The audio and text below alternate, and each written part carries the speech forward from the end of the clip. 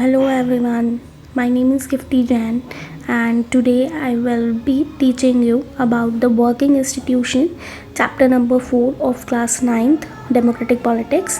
Chapter number 4 working institution में एक topic है प्रेसिडेंट। उनके बारे में हम आज जानेंगे कि हमारे इंडिया के प्रेसिडेंट कौन होते हैं, उनका क्या क्या मेजर वर्क है, वो कौन कौन से मेजर वर्क्स परफॉर्म करते हैं, कौन कौन सी चीज़ें वो कर सकते हैं, लाइक कौन कौन से डिसीजंस वो अपने आप से ले सकते हैं और कौन कौन से डिसीजन उन्हें कोई और बताएगा वो उस अकॉर्डिंग वो वर्क करेंगे। हम इन सब चीज़ों के बारे में पढ़ेंगे आज। तो first point is that president is the first citizen of the country. He is the first citizen of our country. ये हमारी कंट्री के पहले सिटीज़न होते हैं। हेड ऑफ गवर्नमेंट होते हैं, सॉरी हेड ऑफ स्टेट होते हैं। एंड हेड ऑफ गवर्नमेंट कौन होता है ये आप लोग मुझे बताएंगे कमेंट सेक्शन में, who is the head of government.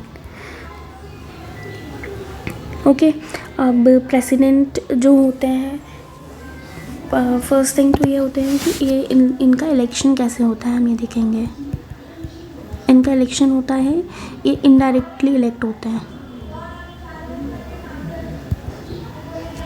अब आप सोचोगे कि नहीं डायरेक्टली कैसे इलेक्ट होते हैं, तो इनडायरेक्टली इलेक्ट इसलिए बोल रहे हैं क्योंकि डायरेक्ट इलेक्शन मतलब जो हम सिटीजन जो 18+ सिटीजन्स हैं इंडिया के वो जाके इलेक्ट करते हैं। जैसे हम प्राइम मिनिस्टर को डायरेक्टली इलेक्ट करते हैं, हमारे चीफ मिनिस्टर जो होते हैं स्टेट गवर्नमेंट्स के उनको हम डायरेक्टली इलेक्ट करते हैं, बट प्रेसिडेंट को हम डायरेक्टली इलेक्ट नहीं करते हैं। प्रेसिडेंट को इलेक्ट करते हैं elected members of state legislative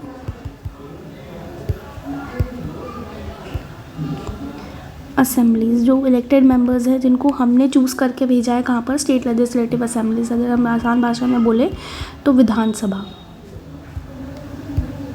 तो जो लोग विधानसभा में बैठे हैं जिनको हमने चूज़ करके भेजा है वो लोग, plus elected members of parliament. आप ऐसे भी बोल सकते हो एमपीज एंड एमएलएज। इनको भी हम चूज़ करके भेजते हैं। आपको पता ही होगा लोकसभा के इलेक्शंस किए जाते हैं, तो लोकसभा के इलेक्शंस में जो मेंबर ऑफ पार्लियामेंट्स को हम चूज़ करते हैं वो plus elected members of state legislative assemblies that is Vidhan Sabha. ये लोग आपस में वोटिंग करते हैं। वोट करने के बाद इलेक्शंस होते हैं, वोट करते हैं। वोट करने के बाद प्रेसिडेंट को चूज़ किया जाता है। ठीक है, अब जो भी कैंडिडेट इलेक्शंस के लिए खड़ा होता है, मतलब इलेक्शंस में पार्ट लेता है, उसको मेजॉरिटी मिलनी चाहिए, मेजॉरिटी होनी चाहिए उसकी पार्लियामेंट में। मतलब इन सब लोगों को मेजॉरिटी से उसको चूज़ करना होगा, that is majority of 50% + 1 total voting and present. ठीक है, इसलिए इलेक्शंस प्रेसिडेंट का इलेक्शन इनडायरेक्ट इलेक्शन होता है। इसीलिए इस वजह से भी इनडायरेक्टली इलेक्ट होने की वजह से प्रेसिडेंट नॉमिनल हेड होता है।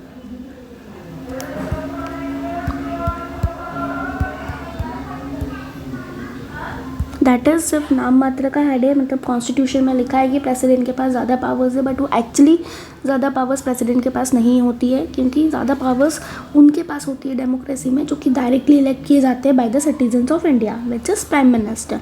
तो इसलिए ज़्यादातर पावर्स जो होती है प्रेसिडेंट की वो किसके हाथ में होती है, प्राइम मिनिस्टर के हाथ में। बट सारे काम, all the major works of और मेजर वर्क्स और अपन बोल सकते हैं major decisions are taken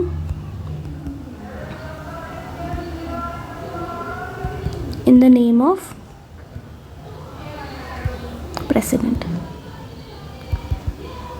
this again means कि आप ऐसे कैसे बोल सकते हो कि प्रेसिडेंट के नाम पर आप एक तरफ बोल रहे हो कि प्रेसिडेंट नॉमिनल हेड है, वो सारे डिसीजंस नहीं लेता है खुद से, पर आप ये भी बोल रहे हो कि कॉन्स्टिट्यूशन में मेंशन है कि सारे मेजर वर्क जो है वो सब कुछ प्रेसिडेंट के नाम पर होंगे। यस, बिकॉज प्राइम मिनिस्टर जो होता है वो सब डिसीजंस लेगा, सब कुछ सारे चीज़ें प्राइम मिनिस्टर करेगा, बट वो एट द एंड किसके नाम पे करेगा, प्रेसिडेंट के नाम पे। उसमें बोला जाएगा कि प्रेसिडेंट ऐसा चाहते हैं, दैट इज़ वाई। ठीक है, अब अगर पार्लियामेंट में फॉर एग्ज़ाम्पल कोई बिल आता है, ठीक है, अब बिल को लॉ बनाने के लिए हमें पता है वो लोकसभा में पास होना चाहिए, प्लस राज्यसभा में पास होना चाहिए, प्लस प्रेसिडेंट का उसको असिस्ट मिलना चाहिए। ठीक है। अगर प्रेसिडेंट एक्सेप्ट नहीं करेगा तो बिल क्या है, लॉ नहीं बन पाएगा। अगर प्रेसिडेंट एक्सेप्ट करेगा तो बिल लॉ बन जाएगा। इसी केस में प्रेसिडेंट के पास 3 पावर है। पहली पावर को बोलते हैं पॉकेट वीटो।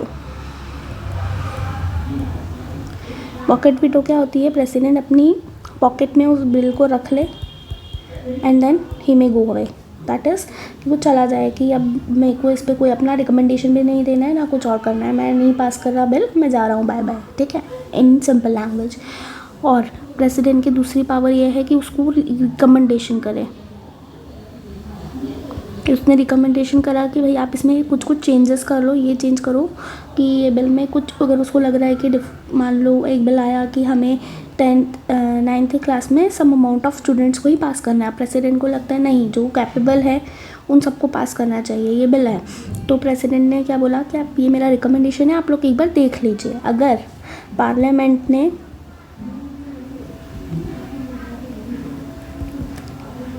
वो बिल को वापस सेंड करा, रीसेंड करा विदाउट एनी चेंजेस,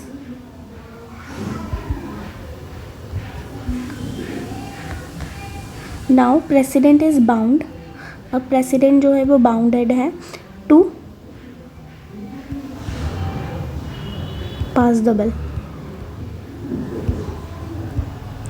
भले ही अब पार्लियामेंट ने मतलब अगर कोई भी चेंजेस नहीं किया, दोनों हाउसेस ने कोई चेंज नहीं किया उस बिल में, फिर भी प्रेसिडेंट को अब वो बिल को पास करना ही पड़ेगा। He is bound for it. वो चेंजेस के लिए वापस उसको रिकमेंडेशन के लिए भेज नहीं सकता है कि भाई अब मेरे ये रिकमेंडेशन है आप देख लो, या वो पॉकेट वीटो नहीं कर सकता है। इस केस में उसको पास करना ही पड़ेगा। ठीक है, okay. And second thing is joint sessions.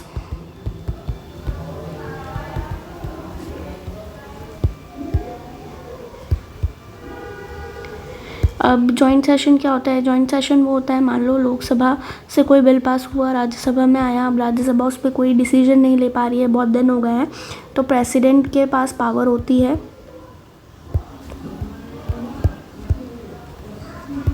To call joint sitting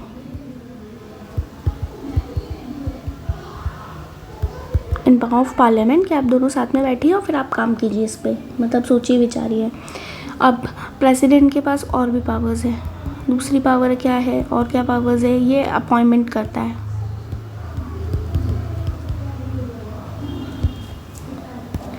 किस किस की अपॉइंटमेंट करेगा? पहला, प्राइम मिनिस्टर की अपॉइंटमेंट करता है। बेसिकली प्राइम मिनिस्टर की भी कैसी अपॉइंटमेंट करता है? जो हेड ऑफ, मतलब अपन बोल सकते हैं जो भी लोकसभा में मेजॉरिटी से जीती हुई पार्टी होती है, मतलब जिसको जनता ने सबसे ज़्यादा मेजॉरिटी से जिताया है, उसका जो हेड होगा उसको प्राइम मिनिस्टर बना दिया जाएगा। अब मान लो अगर कोलिजन गवर्नमेंट है, कोलिजन गवर्नमेंट का मतलब समझता है ना आप लोग? मुझे कमेंट में बताइए कोलिजन गवर्नमेंट का मतलब क्या होता है। बेसिकली कोलिजन गवर्नमेंट मिलीजुली सरकार होती है, मतलब दो या दो से ज़्यादा पार्टी आपस में कोलाइड करती है और फिर एक मेजॉरिटी प्रूव करती है। हमें पता है एक मेजॉरिटी प्रूव करनी पड़ती है लोकसभा में गवर्नमेंट बनाने के लिए, तो वो प्रूव करेगी, तो उनके आपस में जो हेड होगा उसको वो प्राइम मिनिस्टर बना देंगे। काउंसिल ऑफ मिनिस्टर्स को प्रेसिडेंट अपॉइंट करेंगे। हमारा जो CGI है उसको कौन अपॉइंट करेगा? प्रेसिडेंट अपॉइंट करेंगे। तीसरी चीज़, जजेस of both supreme court and high court, इनको भी कौन अपॉइंट करेगा? प्रेसिडेंट जी अपॉइंट करते हैं। UPSC के चेयरमैन, यूनियन पब्लिक सर्विस के कमीशन के जो चेयरमैन होते हैं, उनको भी कौन अपॉइंट करेगा? प्रेसिडेंट अपॉइंट करेंगे। गवर्नर्स ऑफ स्टेट को भी कौन अपॉइंट करते हैं? प्रेसिडेंट अपॉइंट करते हैं। मैनी मोर और भी हैं, वो उनको भी कौन अपॉइंट करता है? प्रेसिडेंट अपॉइंट करते हैं। ठीक है, अब CMO को रिप्रेजेंट अपॉइंट करने के लिए आपको पता है PM रिकमेंडेशन करता है। PM बताता है कि आप इसको काउंसिल ऑफ मिनिस्टर का पार्ट बनाओ। ठीक है, बेसिकली अगर हम देखें तो सिर्फ और सिर्फ प्रेसिडेंट के पास प्राइम मिनिस्टर को इंडिविजुअली वो अपने हिसाब से अपॉइंट कर सकता है, वो भी अपने हिसाब से नहीं कर सकता, जो भी मेजॉरिटी में पार्टी होगी उसके हेड को अपॉइंट करना पड़ेगा। अदरवाइज़ उसको बाकी सारे मेजर चीज़ें जो होती है वो प्रेसिडेंट बाउंड होता है काउंसिल ऑफ मिनिस्टर से। काउंसिल ऑफ मिनिस्टर के रिकमेंडेशन पर ही president can take any decision.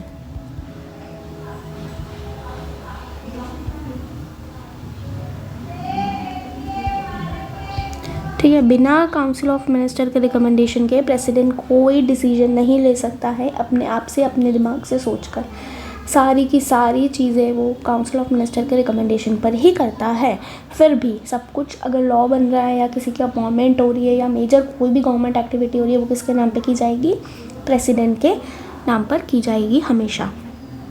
Okay, अब हम देखें कि अपॉइंटमेंट ऑफ प्रेसिडेंट कौन करता है। क्या प्रेसिडेंट ऐसे ही आ जाएगा?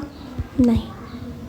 अगर हम देखें बेसिकली ये इलेक्ट होकर आता है, तो उसकी अपॉइंटमेंट ऐसे जो जीतेगा वो होगा, और उसकी ओथ होती है। ओथ का मतलब होता है कि गवर्नमेंट के सामने, इंडिया के सामने कॉन्स्टिट्यूशन की सब शपथ लेते हैं कि इसकी रक्षा करना, इसके अकॉर्डिंग ही सब चीज़ें हो, ये सब मेरी रिस्पॉन्सिबिलिटी है, मैं ये सब चीज़ें देखूँगा। तो वो कौन करवाता है? CJI, that is chief justice of India.